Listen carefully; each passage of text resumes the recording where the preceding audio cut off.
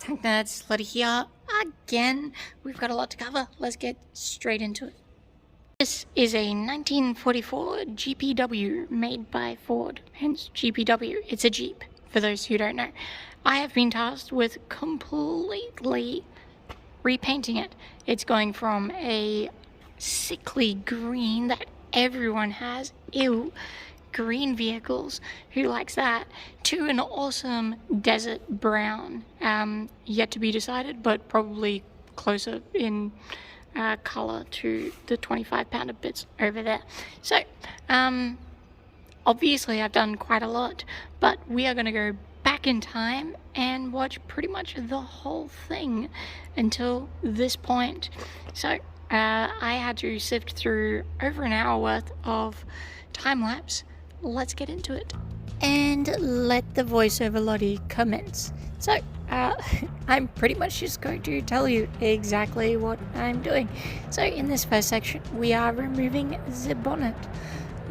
Pretty easy, just a couple of little bolts there, pinning it to the front. You can take it off, single person, pretty straightforward. Now I'm taking off the windscreen because that is obviously the largest piece of glass and most prone to damage. Always get a friend to help you, so I got Peter there, covering it with a cloth, making sure that we don't let it get dirty in the future. Coming around to the side, we need to drain the water because we are separating the engine and radiator from everything else, because the engine itself, don't know if I actually explained it at the start, the engine has a leak and a possible knock. Fortunately, it's under warranty, so the idea is simply to take the engine out and give it to the people who last did it because it's under warranty. So taking out the water, bottom hose just to run all the water out. Now we're at the top hose, again fairly straightforward, simply remove the little clamps. Nothing too difficult here just yet. Just really, getting into the groove of it and pulling it off. Next up, we have the support brace, which again, it's just 2 bolts, really, or nuts rather, but I do use a bar just to pull it off. That essentially just holds the radiator rigid to the actual body, just to give it a little bit of sort of top support. That's all it's really there for. Doesn't do too much else. Really cool system here. The headlights actually flop up, so you can actually run the headlights at night and then flip them up if you break down, so you have light. It's pretty cool. Taking the battery out, again, just because we don't need it. It's big, it's heavy.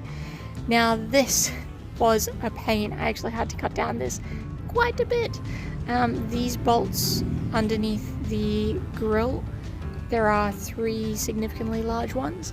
I don't believe they had been off in any significant capacity for a number of years, and if they had been off, they had almost completely solidified themselves back onto the vehicle, so not ideal.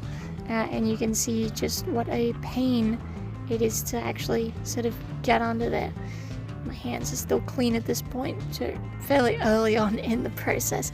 You'll see as it goes on, they just get dirtier and dirtier. After removal of those 3, it's a fairly straightforward process. You can remove the radiator with a little bit of angling, although I do wish they had better handholds. That is entirely why I struggled there. She just can't really grab onto anything, and of course you don't want to damage the radiator, which is in surprisingly good condition, although someone had painted it green on the front, or rather green overspray. Next, just disconnecting the headlights. Again, executive decision was made to basically, we're going to go to new headlights, which is why I'm pretty easily just going to cut all the wires. At this point, I didn't realize how bad all the wiring was, but essentially we're just going to replace all the wirings. We have a kit for it, so may as well use it. But yeah, the old headlights are going to not going to go back into this. We're just going to get some new ones. Still look original, but some LED ones, less power draw. You can get yellowed ones, so they look the part. You just really can't tell the difference. But here I'm just labeling all the wires just to make sure. If we did, for whatever reason, have to connect them all up, we knew exactly where they would go. Funny thing though, the left and right headlights were completely different. So it's probably a bit of a moot point, all things considered. But it's a good process if you aren't entirely sure how it's all going to go back, just to label it all. That way you have something to work with. Next, we have some of the most annoying bolts in the entire debuild. Taking apart, I don't know what you would call it. I'm just going to call it the debuilding process. The ones under the guards and under the grill, they're small. They're not particularly difficult or rusted, even though they look pretty rusted.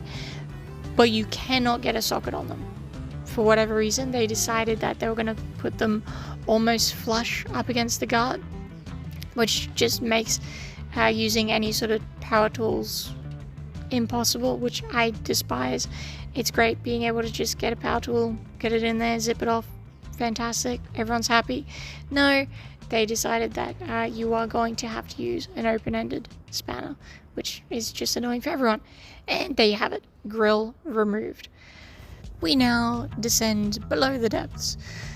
Taking off the front guards is a fairly straightforward process. The ones behind the wheels are the hardest.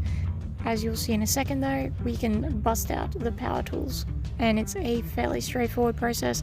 There are a lot of bolts in this process, but again, because we can use power tools, simply reach over, grab the other side, beep, beep, beep, they will come off quite easily.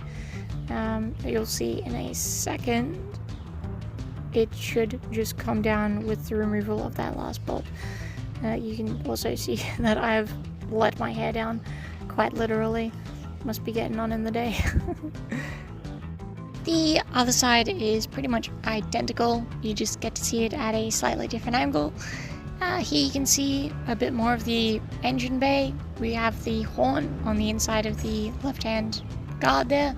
Also not connected. As we found out with most of this vehicle, all the electronics had been more or less disconnected. Even though the headlights were present, the horn was present, none of it was actually connected. We just had to figure that out as we went along. Mind you, this was a fully driving vehicle when we got it. It was just leaking oil, and of course now the owner wants it a different color. So it's probably just as well that we're doing this exercise. We can go through and actually figure out all of the problems with it. We have a full wiring loom that needs to go inside of it, but we'll talk about that later. Now that we're clambering around on the inside, you'll see the plates that go over the gear selector and the transfer case high-low range shifters there. Top of the shifters are removable, as I'm sure you can see now. Really good for removing the little soft boot from the transfer case ones. Pretty easy. The self-tappers that someone had evidently used to drill down the plate over the gearbox was just absolutely hideous to look at. Definitely going to be replacing that with something far nicer. I did have a little bit of trouble with the top one, and that was simply just because it was grabbing onto everything. You can also see in the background Peter is slowly removing the steering wheel with use of a puller/extractor, while I now tackle these data plates. The data plates look well enough, however I was very surprised after feeling them just how fake they felt, almost like a tin or aluminium sort of composite. It's horrifically light feeling. I swear I've held pamphlets that were heavier than these, so we might just replace them with high quality secondhand ones, or even repo ones would be better quality than the ones currently on it, and we'll just transfer the numbers over. Stuff for later, that's more for like the final 95% of a rebuild. It's not a lot that we need to think about at the moment. I should also mention the glove box needs a little bit of attention. Moving around to the front, you can see I disconnect the fuel line there very quickly. Obviously we've got to do that for removing the engine. I just removed the brake pedal, simply held in with a little nut. Next we'll come across and remove the clutch pedal. Very much the same sort of process. A little bit of lubrication, jam it forward. Again, because it's in such a tight little area, just got to get a little ring spanner on it. Using power tools would be fantastic, not always doable.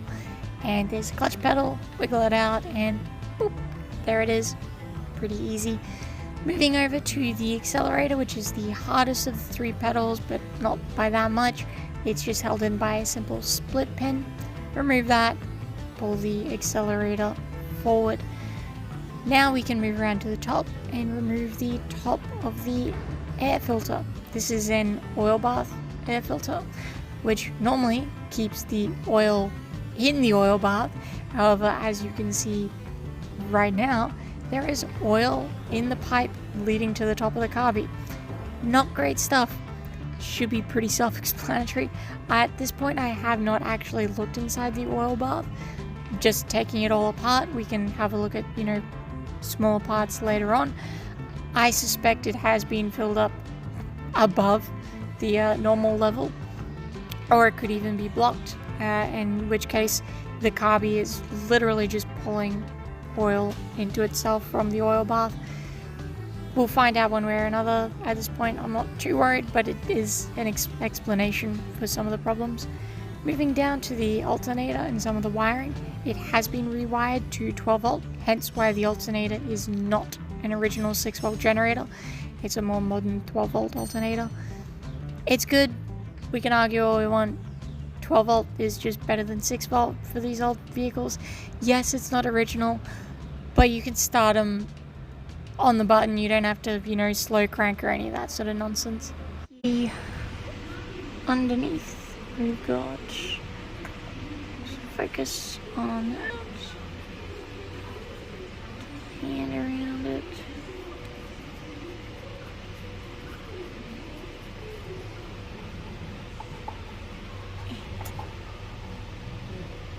There we go. Our taco. Yep. We'll push that through, but while we're still down here. And this is another concerning thing.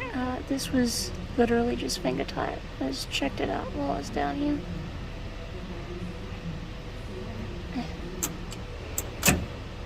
There we go. Yeah.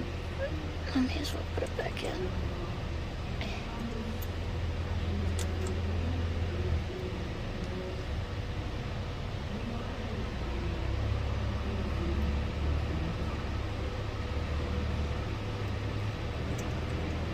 There we go. A rare appearance there from past Lottie with her dexterous fingers. Sometimes you just have to get under there with the camera, just one hand. Otherwise, it's just too hard to film. Otherwise. Okay, now we get to lift it. You could theoretically do this solo. I was going to do it, but seeing as Peter is there, may as well use his services.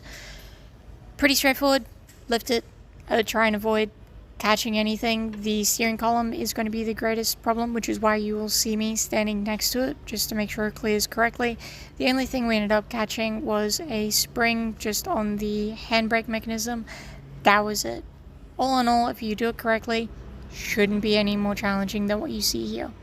Okay, so as you can see, and as I'm sure you just watched, took the tub off the chassis.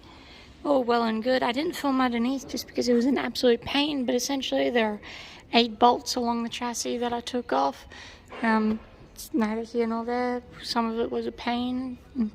Actually, a lot of it was a pain. I don't think that tub has been off for some time. It was interesting removing it all, seeing the yellow paint on the inside. And of course people have to start starting things as I'm making a video. Anyway, did a quick compression test on all the cylinders. Got 85, 85, 80, 75. It's doable.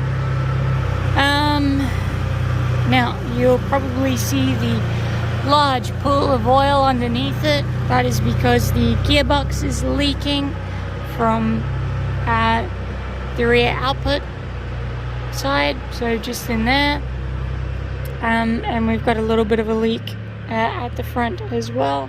So Peter is going to be talking with the previous owner and previous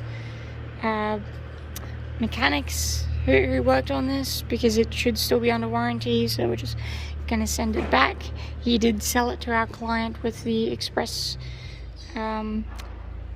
knowledge, that this was a rebuilt engine and gearbox. Haven't looked inside the engine, so couldn't tell that. The gearbox does look very nice on the inside. I actually did have a look at that. It should be locked down, but the seals were obviously not put in correctly or are faulty. So yeah, I'm gonna take this off now. Should be a matter of 12, 14-ish bolts. 2 from the exhaust, 4 a piece for the drive shafts, and then it should be 4 bolts, 1, 2, 3, 4 for the engine gearbox, and the pin here for the clutch. But that should all slide out relatively easy. I don't have to touch the brakes. Yes, give a little cheer to that. Yeah, but first I've just got to wheel it in a outwardly direction. So when I do lift it, so I've got to move my gantry crane over so I can set it over the top of this, and then when I pick it up I can wheel it out. So, alright, back to the time lapse. Woohoo!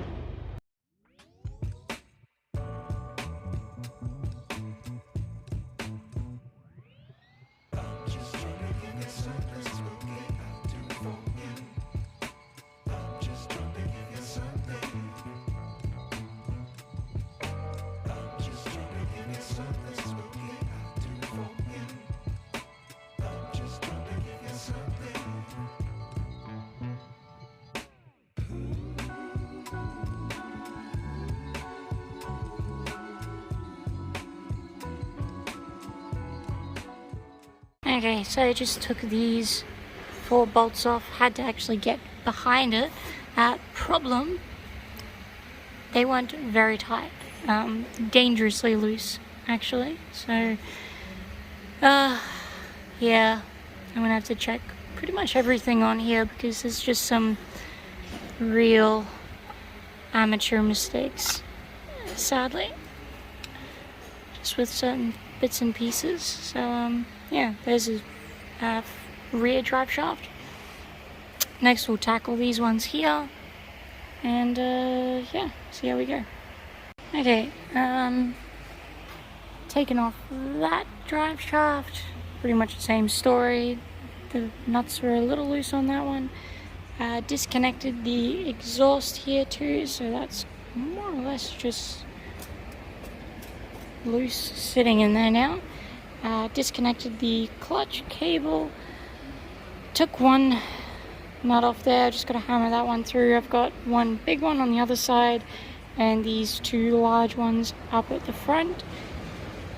I do not at this stage believe there is any more I need to disconnect, and I should be able to start lifting. But first, lunch. Okay, I was going to show the engine coming up, but I forgot. But yeah, it is now out. Got our chassis and engine.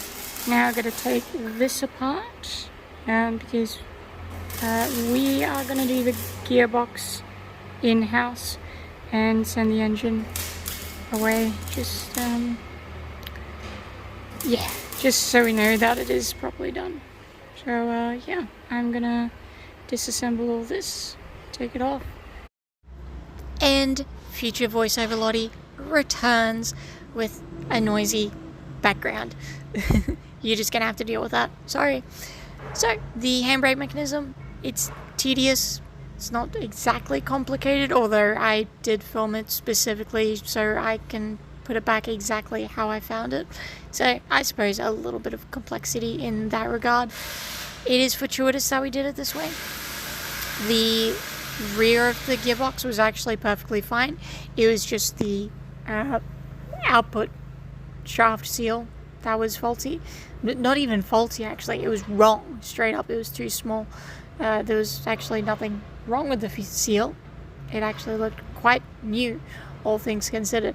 It was just the wrong seal, which, again, massive oversight. Part of the reason why even stuff that I don't have to do to this Jeep, I am probably going to have a look over anyway, just to make sure that it is done safely and correctly. But that was pretty much it for the gearbox, just removing the center nut there, and everything else just fell out, which was great. Okay, future Lottie here. Obviously we deconstructed the back of the gearbox, the handbrake mechanism. The engine has since been sent away as of yesterday, my time. So that's all being sorted out. Groovy. I'm going to actually wrap it up here because we are well over the 20-minute mark and I'm only halfway through the footage. Yay! Just so much footage to go through, and now that I'm sort of putting it all together, I realize that I've got more than enough for 2 videos. So you'll get another video probably in a day or 2, which is great. But still, the assistance with the algorithm is greatly appreciated. So like and subscribe. If you have any comments, suggestions, critiques, by all means, let me know. I will, I'll leave you guys with this last question. If you have done a Jeep deconstruction, what was your favorite or least favorite part of it? Because I'll be honest, I have been thoroughly enjoying this one. I had a Jeep in the past and I hated it, kind of, but in hindsight, that was how I was promised 2 Jeeps, parts of 2 Jeeps, and really I got like duplicates of 3/4 of a Jeep. So anyway, I'm gonna leave you there with it. I hope you all enjoyed this video, and I'll see you on the next one. Bye!